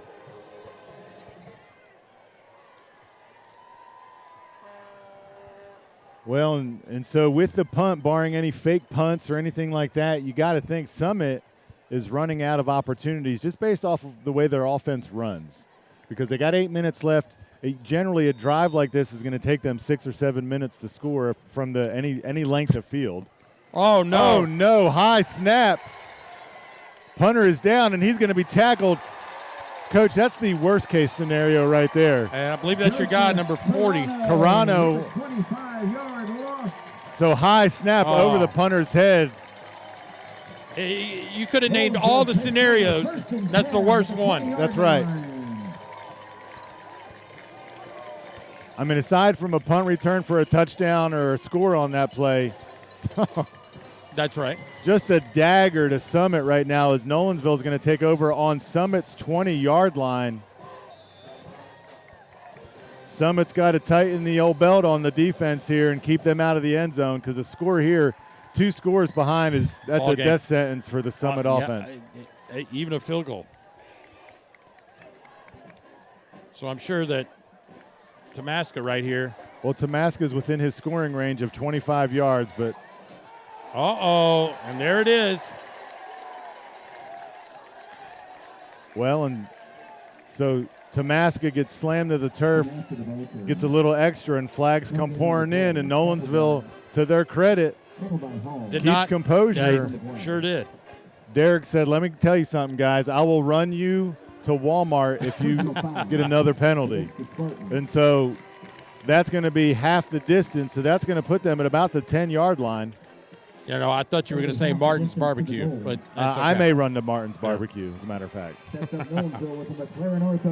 Well, originally, the way the first half went, I thought we were going to make it. Well, and so 1st and goal from the 10. Can't get a first down here. The handoff is to Tamaska, who's got the only 2 touchdowns on the night. He's going to split the difference there and get it to about the 5.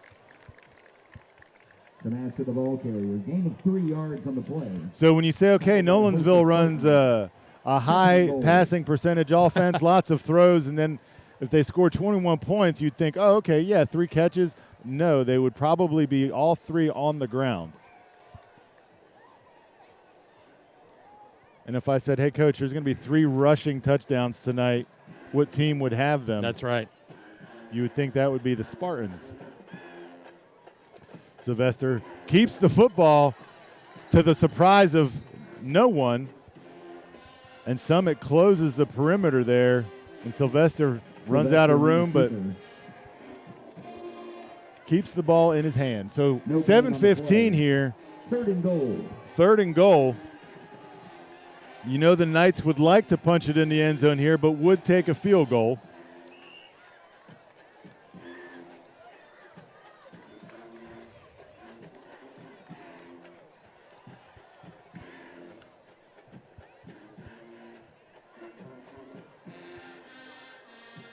So they line up in a heavy run formation. Smotherman goes in motion. The handoff is to Tamaska, and he's going to be taken down for about a loss of 5 on the play. That's going to make it a little more difficult now for the field goal. It's going to make it a longer field goal for sure. Brings up 4th and goal for the Knights. 4th and goal from the 15. So after 3 run plays, they're actually 5 yards further behind than the line of scrimmage than they started. That's right. So now going to be a possible 32-yard field goal attempt.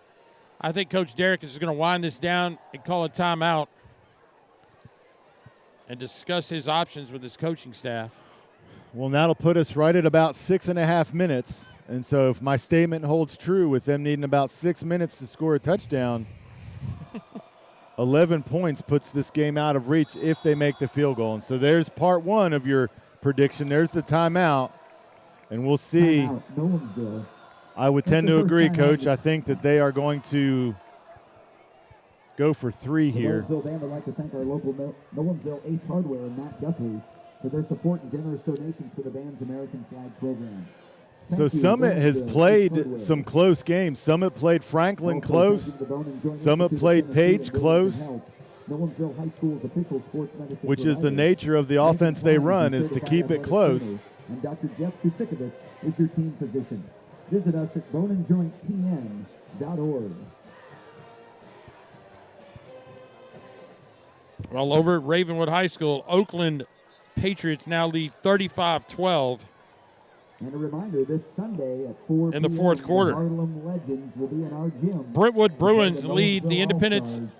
You can buy tickets on Eagles GoFan for this 21-0. friendly event. Proceeds will benefit our basketball programs. That's this Sunday at 4 o'clock. I think the temperature's dropped 25 degrees from the start of the game until now.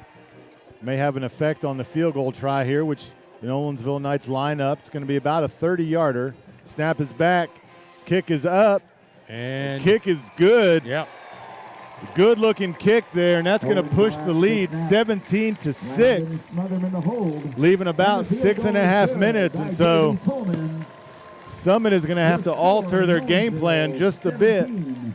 Summit. so if you've never joined seen a Nolensville night football game live, you know, you shoot fireworks off after every score. They were probably ready and stored up. They probably had a lot of fireworks ready to go. So, not fireworks guy's been sitting in his, in his lawn chair back there in the baseball field over there. It's like, hey, give me the signal.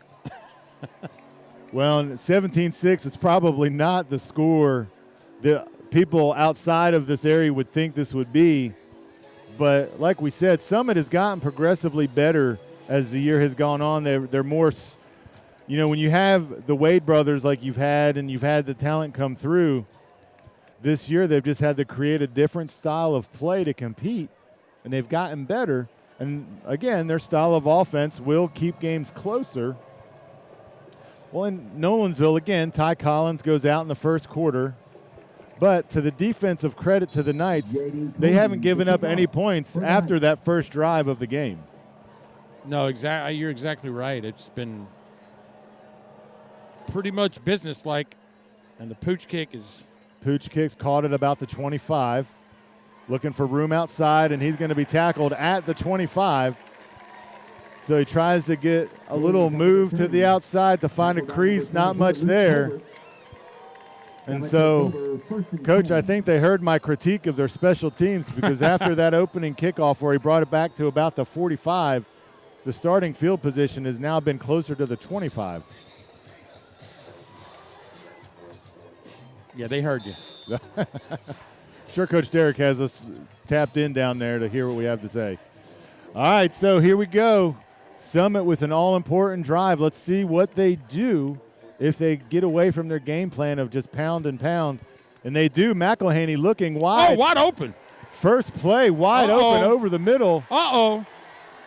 And he's going to go all the way. One play, touchdown. How about that, Coach? Wow. Put that in the playbook. McElhaney to number 13. That's going to be Dylan Pierce, 69 yards. I had to stand up on that one. Which means it was huge, listening audience, That's for right. Coach Breece to take the glasses off and stand up. Wow. It was a big play. And so that big play followed up by this big play, because remember, they did not convert on the two-point conversion, and they're currently down by 5. And so they will need this two-point conversion to pull within a field goal. So there's the handoff. Sloan gets it, and Sloan is going to be in. And so now 17-14, the Spartans will not go quietly into the Nolensville night. Conversion is good. Guess what? Flag on the play. Must have been after, though, because everybody is walking off. Now, this could be a huge play if it's on Summit. then the kickoff is going to be moved back. If it's on Nolensville. Personal foul against Summit. So what originally is a 40, they start the kickoff at the 40. Now it's going to be at the 25. Which means they should Yeah. get good field Nolensville position. should get good field position. Now it's, I think some of the coaching staff is now realizing, hey, we got to kick off at the 25. Let's redevelop here our scheme here. We do not need to kick it. Usually when this happens, a squib kick or a pooch kick is unfortunately the play. Well, because our return men over there for Nolensville, they'll have their heels on about the 15-yard line instead. And I don't think they know. Yeah, Nolensville definitely not getting the memo as well. Yeah, their kicker is not going to kick it 75 yards. I can promise you that. The Nolensville coaching staff is like, hey, move up, guys. So here we go. Now they're going to move up. They're going to have their heels on about the 15 to 20. I think the only people that paid attention were you and me and the officials. I think anybody realized there was a flag on the play. Well, and my guess is they're probably going to kick it to 22 over here with their mid-level receivers. They're not going to get it deep to Tamaska. That's going to give a lot of I would scoot Tamaska space to run. Way up. I would scoot the guys in the back.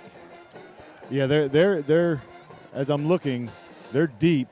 And so, no, they do kick it They deep. do. And there's a flag. Oh, my goodness. This is going to be offsides. It is. So that's going to false. Now we're kicking from the 20. I don't know how you get a false start on a kickoff. Flag on the play. I guess they started running before the kicker even started running. I've that never is seen a false start on a kick. It's usually offsides. Now they're going to kick from the 20. And so just the kicker did get it to Tamaska, or actually the other receiver. They got it to him deep, and that tells you what they're thinking. And so now again, they're going to try deep, potentially. Or fool the world here, Coach, with an onside. Wow, what if they kick it straight to the up, man? The guy right in front of the kicker, as hard as you can. Just nail him. Here we go. Bounce it off his helmet. 6:03 left in the fourth. Kick is high and up. They do kick it to Tamaska. Catches it at the 20, to the 30, to the 40. That makes a man miss. He's at the 45. And he's at the 48, and another flag on the play. Guess who that's going to be on? I believe it's on Nolensville. This official that threw the flag, I believe he has a quick draw. He is quick draw. Because yes. he has thrown the majority of the flags tonight. He's not letting this game get out of hand. That's right. He's not letting it get in hand either. No, that's correct. So here we go. And so if this is on the Knights, which it is, it's Yeah. going to be a hold. So after 2 kickoff penalties, a personal foul, they're going to have their starting field position at about the 41-yard line.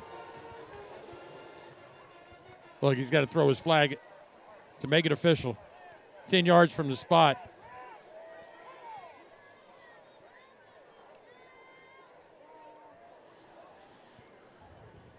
So they're going to back it up to about the 30.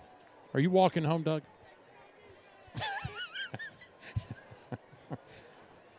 What's this? You know, this may be the second hardest place to get out of from a football standpoint. Well, I parked a little strategically this time, second only to Independence. Independence definitely number one. So the Knights take over on about the 37. It's a handoff to Tamaska. Gets outside. Oh, ball's on the ground. Tamaska, Nolensville recovers. Wow. It's going to be second and about 7. Second down. Now, a little strategery on Nolensville's side. What do they do? Paul Derrick is just holding his breath. He's like, can I get through the next 5 minutes and 30 seconds, please? That's right, because they now are in a position where they want to run the ball and get the clock down, but not a lot of success on the run aside from the 2 long runs. It's been sparse pickings there. Oh, that's a great seal block. Oh, Tamaska lowers his head, and delivers a hit The ball carrier. to the 13 who caught the touchdown for Summit. 9 yards on the Perhaps a little payback Yeah, there. that's what I was about to say. He's definitely been thrown around a lot tonight. I think he was like, hey, this is my chance to give a little bit back. for the Knights. So the Knights on the 50 here. Plenty of time on the play clock. No need to rush. Sylvester went with the hard count there. Did not fool the Spartans, knowing that there's 26 seconds on the play clock. I don't think they were ready to bite. Down to 5 on the play clock. There's the ball. Tamaska, huge running lanes all of a sudden for the Knights. Yeah. Not sure what Summit's The ball carrier. change was on Gain of defense. 8 yards on the You know, play. speaking of being in 2023, Coach, when we played football, Second down. I think the official had to yell the timeout that was left, and he would take his hand and move the. Oh, yeah. Now they have these huge screens on each end to tell them how much time they have. We had a sundial back when I played.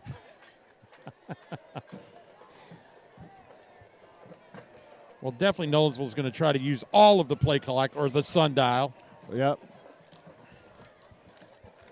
You didn't have fireworks after every score, did you? No, No, neither did I. they were illegal in Pennsylvania. Uh-oh. Sylvester turns the corner, has the first, gets out of bounds. I think he was a little bit faster there with big number 0 chasing Yeah. him. Gain of 7 yards on the play. Good for McLaren. North 0 Star. for the First Spartans. down. Mekhi Ratcliffe going 6'5", 230. I think that'll make anybody run a little quicker.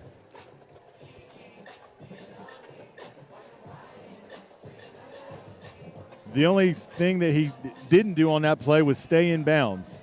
So the clock stops, 3:35.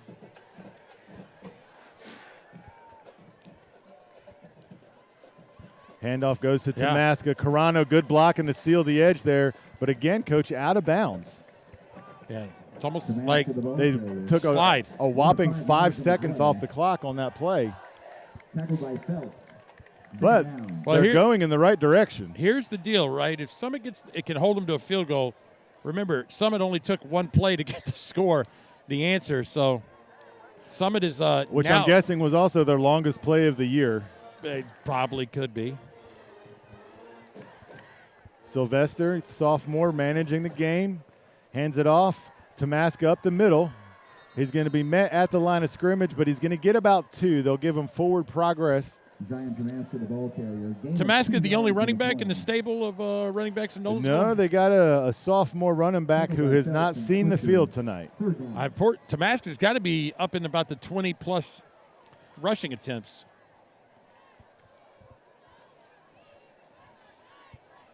Well, here we go. Under 3 minutes to play. 3rd and 3. Huge call here for the Knights. See what happens. I'm guessing they're going to run again to the side of Carano. Yep. They're going to look to seal the edge and get outside. Summit's defense agrees and shifts. There he goes. Quick pass to number 40 himself, Carano. That is going to be close Complete to Joseph Carano. Gain of to 7 ball yards on the game, play. although Summit Good does for have McLaren 2 North Star. timeouts First left. down. So Knights. Carano, normally the lead blocker right there, he slips out behind the offensive line into the flat and a sure You got to like the play call there. Low risk, gets Carano out, gets away from the run. They only need about 3 or 4 yards, and that's all it got, and that's a first down. And again, Summit only 2 timeouts left. Flag on the play. false start. Well, False start on the Knights. That'll stop the clock, unfortunately. 5-yard penalty. Still first down.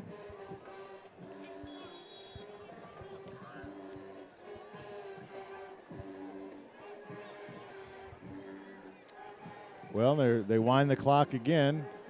And so no timeouts yet from the Summit sideline. I'm guessing they're waiting to see what they do on first down. yeah. And then will come timeout 1 and timeout 2. Well, they may get a delay game if they don't hurry. Well, and Tamaska Oh. takes the handoff, and he's going to get about Now here comes the timeout. 12 on the play. Tamaska, the ball carrier. The official. 9 yards on the play.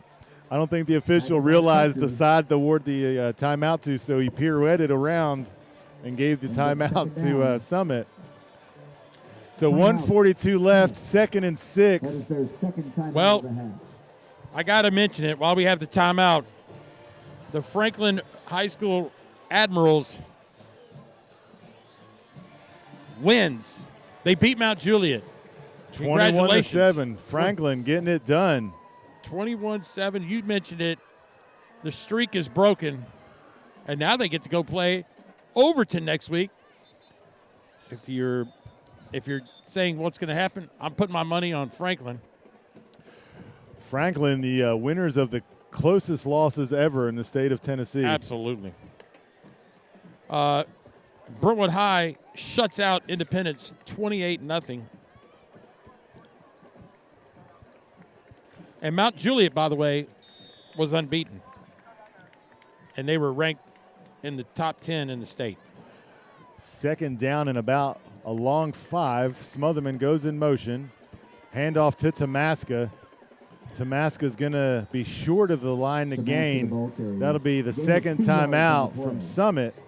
So a minute 36. You're going to have 3rd and about 2. A first down right here is going to end it. First down ends it. You can send out the V formation, and we can. Well, everyone else can head to the sidelines, Paul. We will have to play the violins. That's right. So congratulations to the Admirals. Timeout. The Bruins win. The Raptors unfortunately hit a buzzsaw there. But, Battle of the Wood next week.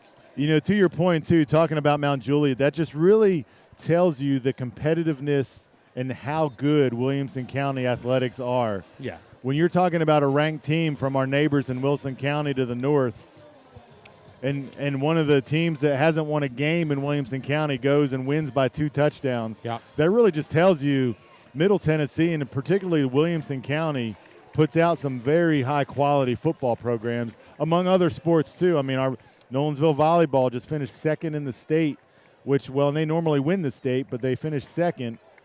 And so it just tells you that it's strong and thriving here in Williamson County. Well, and here is the play of the game for Summit. Absolutely. Anything other than a first down is what they're hoping for.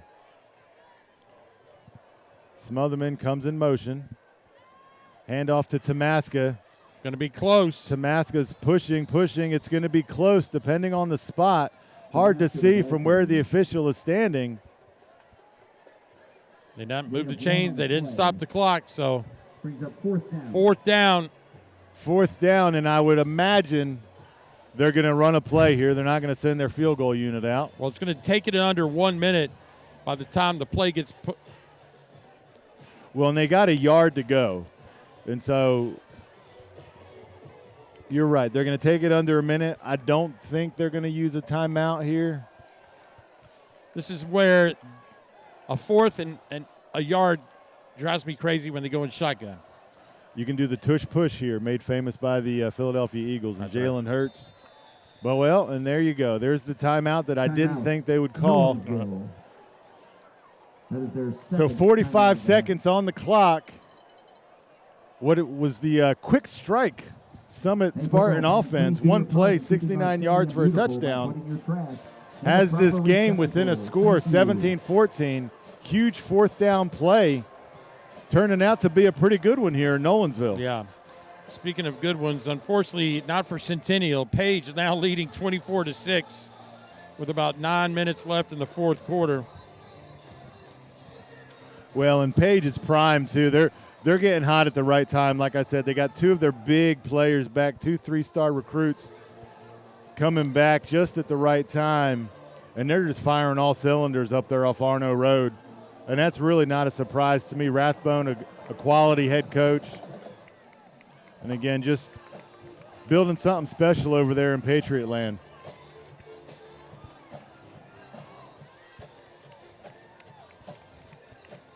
Well, I'm sure Tamaska is probably going to get the carry. If I were... But they do have 2 backs in the backfield.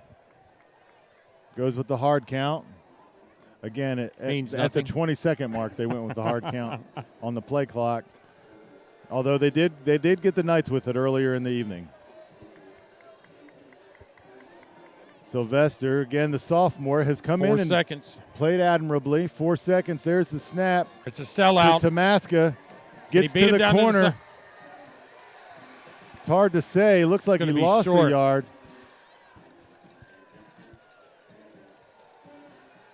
It's hard to Yep. Summit's bringing their offense out, so stay tuned. watch out for the middle of the field. No gain on the play. Well, Summit, 0 timeouts. The only way to stop the clock is first downs. Yeah, in all reality, they have time to run 2 plays here. Unfortunately, their plays are probably not very comfortable running. Well, and I would probably, if I'm Nolensville here, I'm setting a safety at about the 50. Tamaska. I would definitely have somebody back there.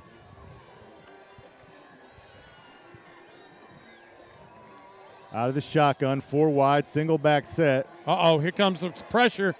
Pressure. Oh, and he's sacked. He's sacked. Carano gets the sack. Summit's going to have to reorganize pretty quick. Loss of 2 yards on the play. Summit's just saying, do it again. 4 wide here for Summit, 19 seconds and counting left. Summit gets the Carano again, applies the pressure.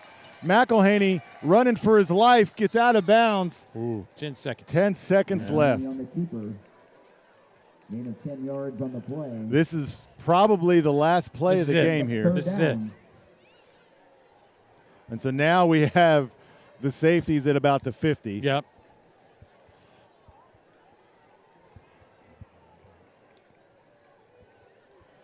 For a second, he walked back up. All right, so here we go. Last play of the game, barring a penalty. 10 seconds left. McElhaney takes a snap. Pressure right away. Oh, no. Dumps it off to Sloan. Well, not the last play of the game. Sloan's smart there to get it out of bounds. So it's a first down. I feel pretty comfortable this time saying, Coach, this is the last play of the game. I think you may be right. Barring a penalty, this is going to be the last play. 3 seconds left. Last time down. They got about 72 yards if they want to get a touchdown here. Let's make some noise for Well, our no one's defense. deep now. 3 seconds. No one's deep. You think you'd have a cover 4 here or some kind of shell. And Or how about Coach Derek's going to call timeout? Well, he may say, guys, Timeout. would you please get to the 50? Although you just never know here because they went underneath last time and he housed it.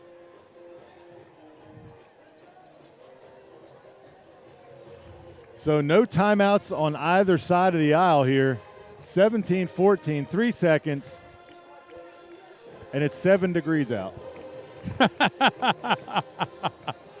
That's one of those things when you walked out at 6 o'clock, you're like, man, it feels great out here. I could play golf in this weather. This is fall in Tennessee, y'all. 60 degrees when you wake up, 75 degrees at lunchtime, 38 degrees when you go to bed. And your eyes like, turn the heat on. Stop hogging the covers. All right, so last chance for the Spartans as they line up.